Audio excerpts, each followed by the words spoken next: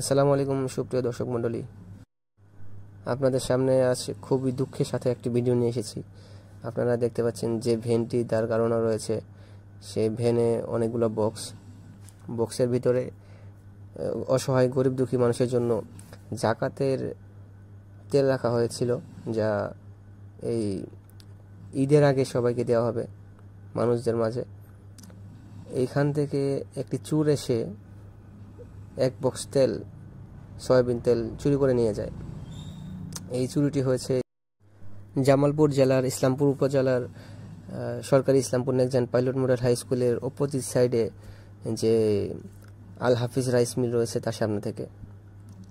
দেখতে পাচ্ছেন চোর এসে আগে দেখছে যে বক্সের ভিতরে কি আছে বা না আছে, দেখার পর লক্ষ্য রাখছে যে আশেপাশে কোনো মানুষ আছে কিনা।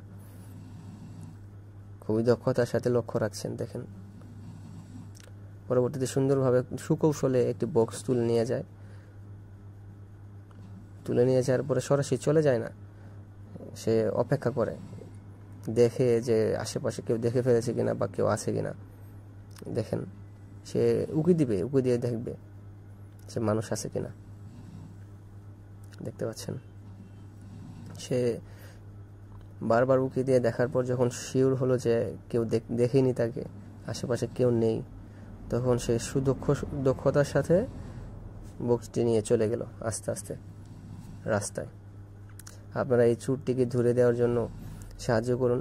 যদি কেউ চিনে থাকেন, তার সুনিশ্চিত পরিচয় দিয়ে আমাদেরকে সাহায্য করুন। আপনাদের অগ্রিম ধন্যবাদ জানাই।